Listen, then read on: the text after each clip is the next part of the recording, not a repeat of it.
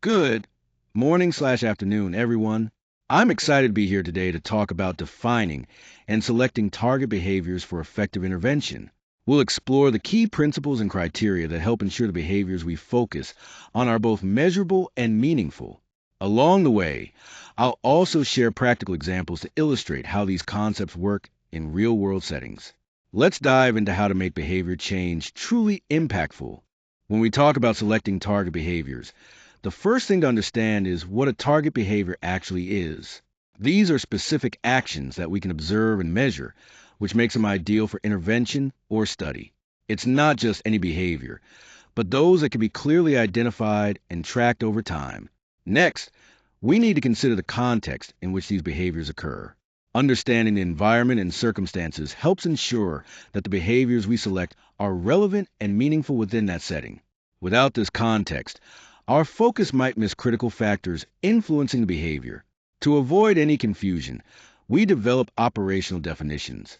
This means clearly describing the behavior in concrete terms so everyone involved knows exactly what is being measured.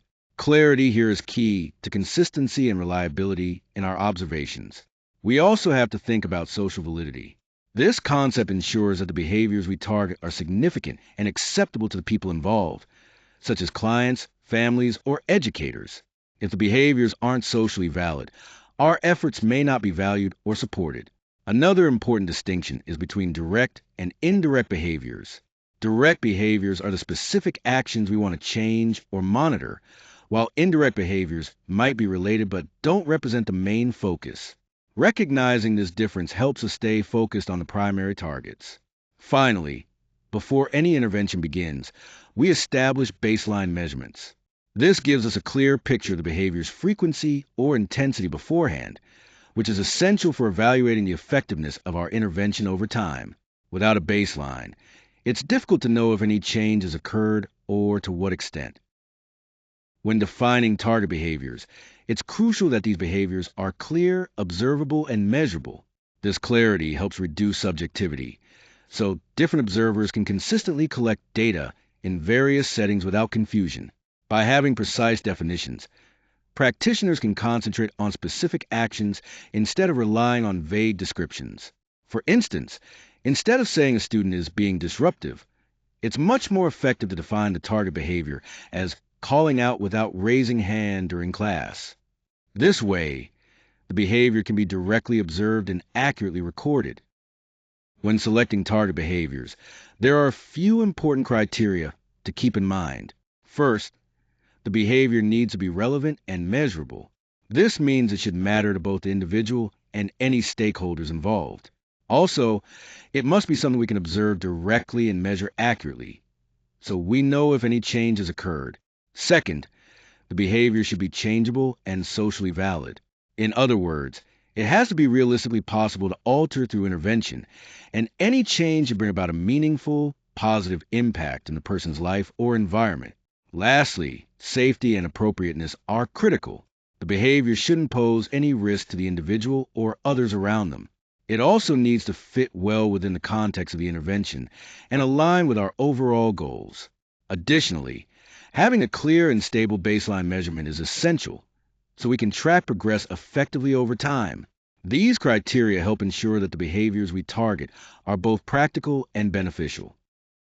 When we clearly define target behaviors, it really makes communication much smoother between practitioners, clients, and all the other stakeholders involved. This shared understanding is crucial for working effectively together. It also means we can measure those behaviors reliably because they're clearly observable, which is essential for collecting accurate data. By reducing any ambiguity, we improve how precisely we assess and intervene, ensuring everyone is on the same page. Clear behavior definitions also allow interventions to be replicated across different settings, making it easier to apply successful strategies more broadly. This clarity helps make progress tracking objective and quantifiable, so we can confidently monitor changes over time. Ultimately, all of this leads to achieving meaningful behavior change that truly matters and has social validity. Here, we see a range of examples that illustrate different types of target behaviors across various contexts. For students, a clear target behavior might be raising their hand before speaking. which encourages orderly communication in the classroom. In the workplace, an important target could be an employee completing reports by their deadlines, ensuring productivity and accountability. When it comes to children, promoting self care skills is vital, like a child brushing their teeth independently. For adults looking to improve health, reducing smoking to zero within 30 days is a concrete and measurable goal. Social behaviors are also important, such as a client refraining from interrupting during conversations, which supports respectful communication. Lastly, in healthcare settings, patient medication adherence, meaning following a prescribed schedule daily, is crucial for effective treatment outcomes.